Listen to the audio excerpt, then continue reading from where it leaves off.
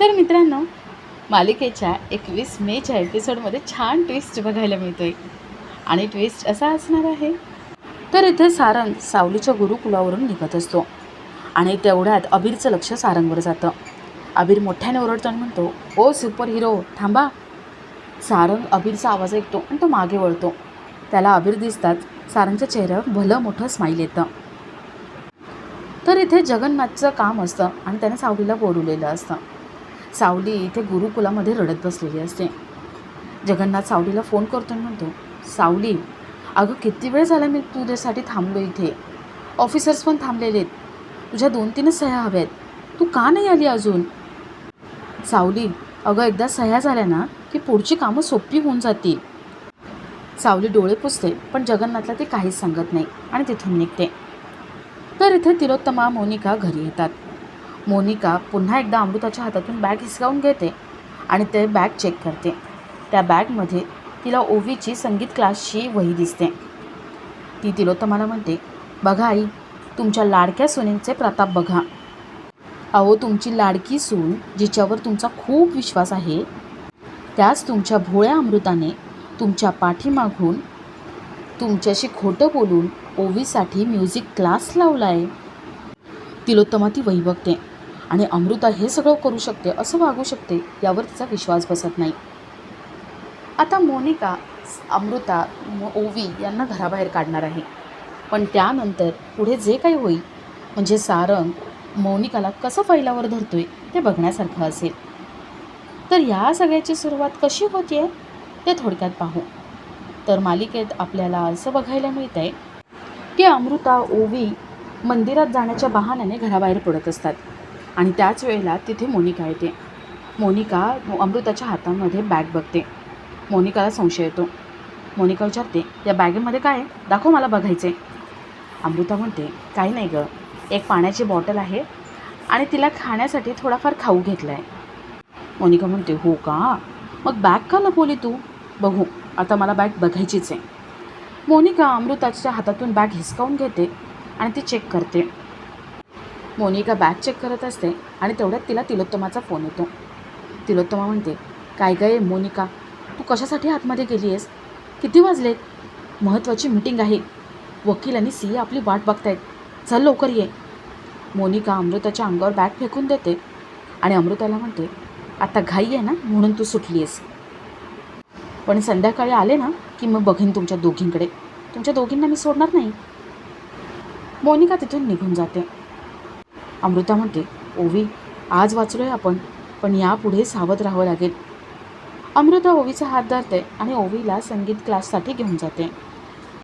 तर इथे राजकुमार एका माणसाला भेटायला येतो आणि 8 वर्षापूर्वी ट्रेन खाली नेमकं कोण आलं होतं हे विचारतो. त्या माणसाला सगळं आठवत असतं. तो माणूस म्हणतो, त्या ट्रेनखाली, बेळगावच्या ट्रेनखाली एक लहान छोटंसं बाळ आणि एक पुरुष, ते दोघं आले होते. राजकुमार म्हणतो, पण मला अशी माहिती मिळाली की त्या ट्रेनखाली बाई आली होती. बाई आणि छोटं बाळ होतं. तो माणूस म्हणतो, नाही हो, आता 8 वर्ष झाले त्या गोष्टीला. नेमकं त्या ट्रेनखाली बाई होती, माणूस होता, मला नाही आता आठवते. राजकुमार त्या माणसाला नीट आठवायला सांगतो. त्या माणसाला काही आठवत नसतं, पण त्याला एक गोष्ट आठवत असते, ते म्हणजे त्या ट्रेनखाली बाळ नक्कीच आलं होतं. राजकुमार म्हणतो, अहो तुम्ही पोलीस खात्यात आहात ना, मग तुमच्याकडे एवढी पण माहिती नाही आहे का? रजिस्टर वगैरे असेल ना, कुठेतरी लिहून ठेवलं असेल. तो माणूस म्हणतो, हो, पण 8 वर्षात माझी बदली झालेली आहे, त्यामुळे मला त्या फाईलला हात लावता येणार नाही. राजकुमार त्या माणसाला पैसे देतो आणि त्याला म्हणतो, हे बघ, मी तुला आता हे पैसे देतो आहे, पण त्या ट्रेनखाली माणूस होता, बाई होती, कोण होतं आणि त्याचं नाव, गाव, फळ, फूल काय, ते सगळं मला शोधून हवं आहे. तो माणूस पैसे घेतो आणि म्हणतो, ठीक आहे साहेब, तुम्ही म्हणताय ना ते मी काम एकदम परफेक्ट करून देईन तुम्हाला. तो माणूस तिथून निघतो. राजकुमार इथे अस्वस्थच असतो. सावलीची माहिती अजून कशी काढता येईल या विचारात असतो. तर इथे सारंग, बबलू, सुशिला हे सगळे शमाला भेटायला आलेले असतात. ते गुरुकुलच्या बाहेर उभं राहून शमाला फोन लावतात. इथे सावली आतमध्ये क्लासेस घेत असते. सावलीला जगन्नाथचा फोन येतो आणि एका ऑफिसमध्ये जगन्नाथ सावलीला सांगतो. सावली आपले क्लासेस सोडून तिथून निघते. तर इकडे क्षमा तिचा नवरा यांचा प्रॉब्लेम सॉल्व्ह करण्यासाठी सारंग सुशीला प्रयत्न करतात आणि काही उपाय निघतोय का हे बघत असतात. त्या दोघांना समजवण्याचा प्रयत्न करतात. सावली गुरुकुलाबाहेर येते आणि ती सारंग सुशीला यांना दोघांना एकत्र बघते.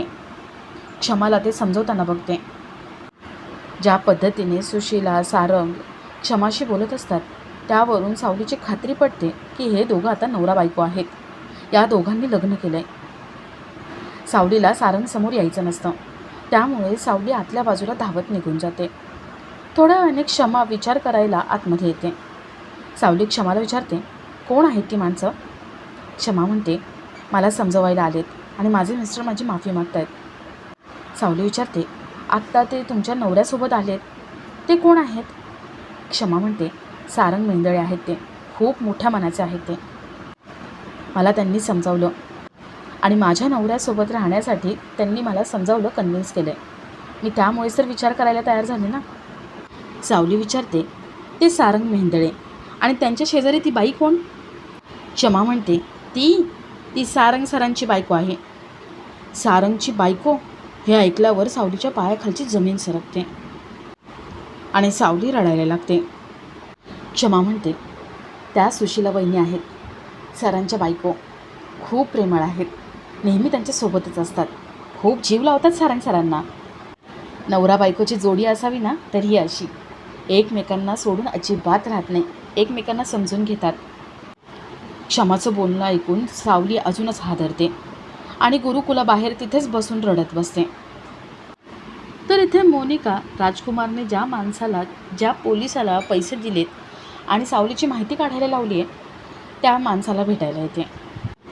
मोनिका त्या माणसाला म्हणते की राजकुमारला सगळे खोटे रिपोर्ट्सच द्यायचे. राजकुमारला या केसबद्दलचं सत्य कधीच कळता कामा नये. तो माणूस म्हणतो, पण हे खूप रिस्की आहे. मोनिका म्हणते, जेवढं काम रिस्की तेवढा मोबदला पण जास्त. राजकुमारकडून पैसे घ्या आणि राजकुमारकडून जेवढे पैसे घ्याल त्यापेक्षा दुपटीने मी तुम्हाला देईन. तो माणूस म्हणतो, पैशाचं जाऊ द्या हो, पण मला एक गोष्ट कळत नाही, तुम्ही तुमच्या नवऱ्याला, स्वतःच्या सख्ख्या नवऱ्याला डबल क्रॉस का करताय? हे सगळं करून तुम्हाला काय मिळणार आहे? मोनिका म्हणते, ते तुमचं काम नाही आहे.